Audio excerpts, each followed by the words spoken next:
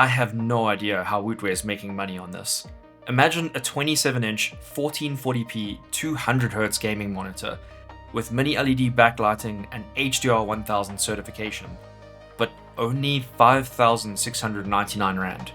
This is the WootVision Pro 27Q M200, and it's by far going to be my #1 recommendation for 2025.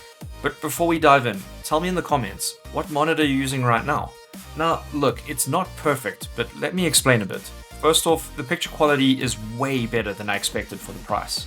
Colors pop right out of the box, and once calibrated, it's perfect for gaming and content creation.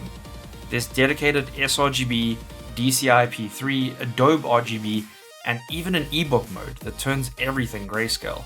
But some profiles do make text a bit oversharp.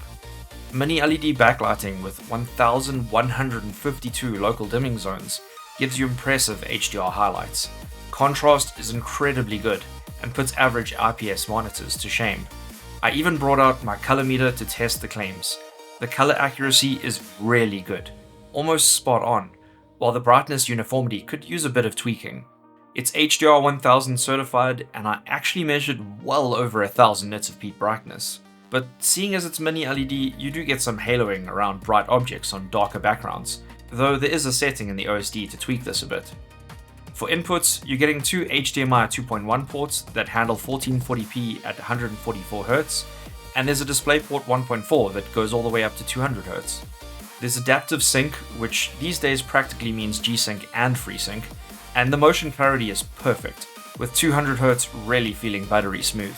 The monitor plays well for all styles of games, from first-person shooters to RTS and even platformers, so regardless of what kind of games you play, you'll be happy with this one. Ergonomics are surprisingly solid for a budget monitor.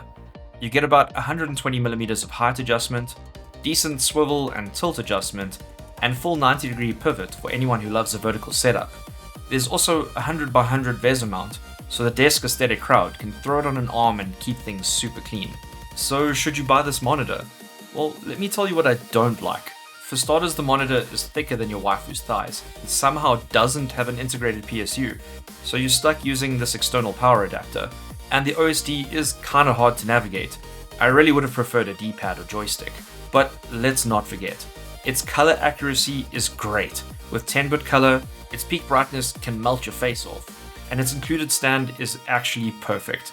It has adaptive sync and 200Hz and costs less than a decent gaming chair.